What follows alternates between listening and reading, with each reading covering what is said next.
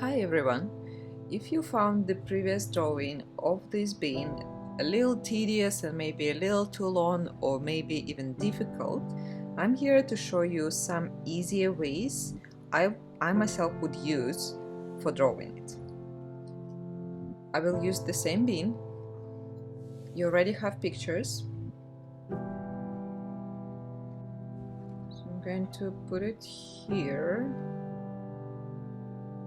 into pretty much the same position, although should we rotate it?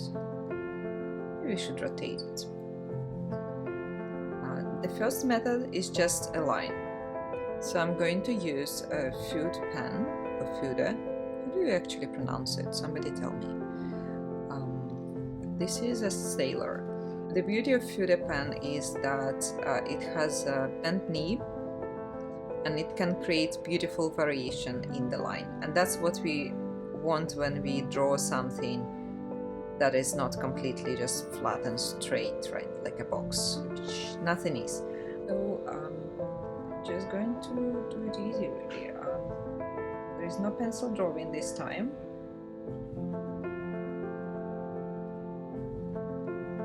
I'm making little shadows and apply the entire surface of the nib where I can see shadows.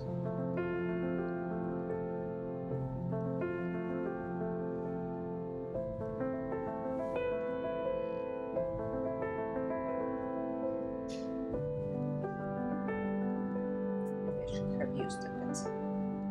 Okay. Just going to do this. 2 minutes.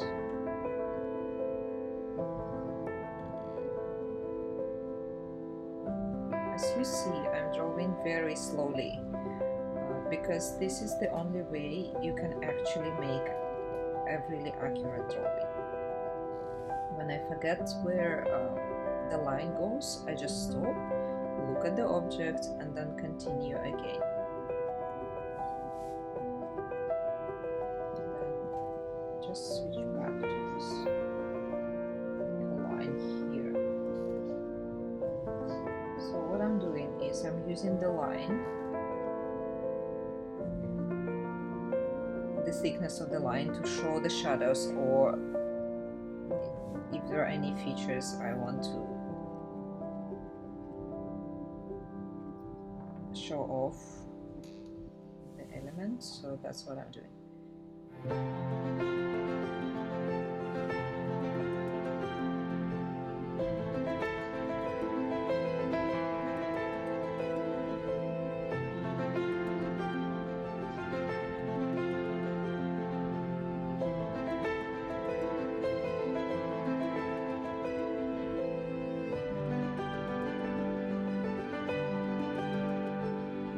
The lines don't have to be continuous. I can just follow the line and imagine wherever the gap is, what's going on after that.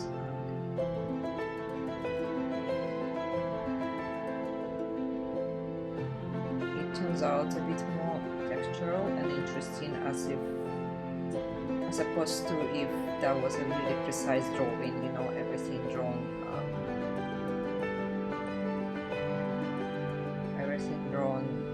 to the point, all the lines are connected. With plants we don't have to do that.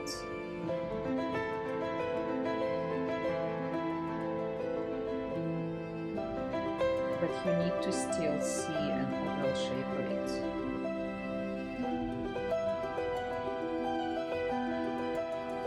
I can see a little edge here continuing, so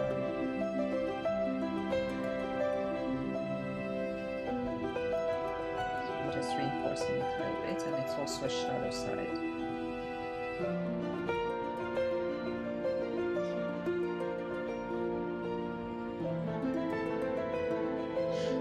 And I do use all these methods in my drawing.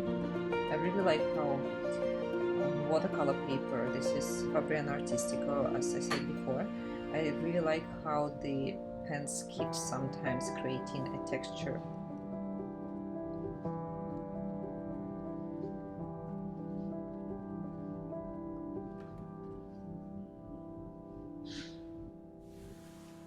the line becomes really alive.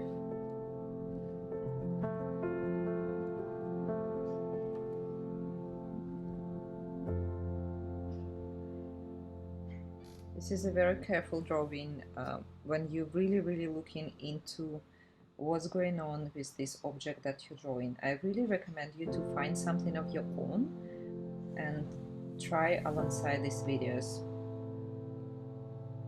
so you don't just copy what I'm doing, but really thinking for yourself.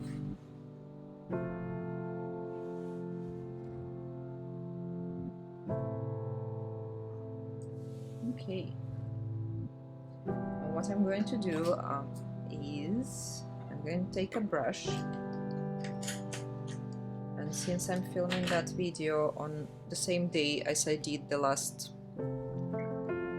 previous one, I still have this mix of colors that we used, and I'm just going to utilize it for a shadow.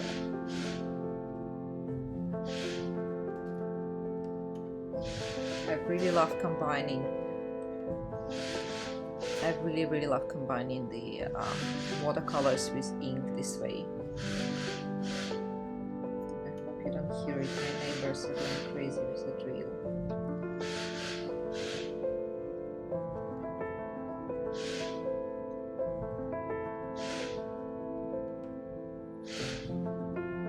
Just taking some cerulean here.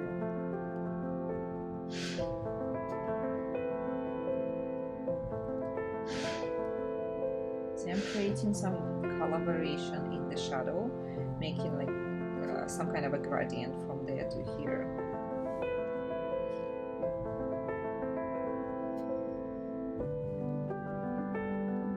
I'm going to shift that shadow a little bit to the front, just to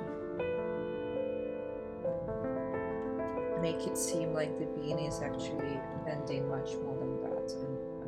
And just wash my brush, and I'm going to soften the edge of the shadow.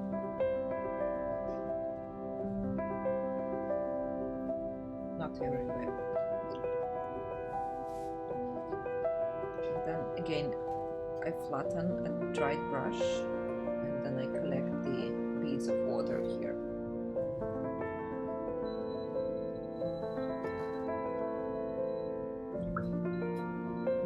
Do I have a mix of natural sienna here with some, I think, with violet. So what we can also do is, let's try the color. Take a very light mixture of natural sienna, just around here to enhance the light.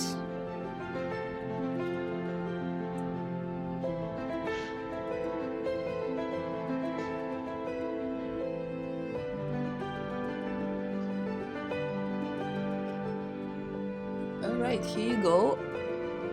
So I didn't notice that the camera was a little low, but you can see the tip of the shadow is bent a bit more than it is in here. We are free to interpret what we see. And the more you practice, the more you are able to do that. I hope that was helpful, and I'll see you in the next video.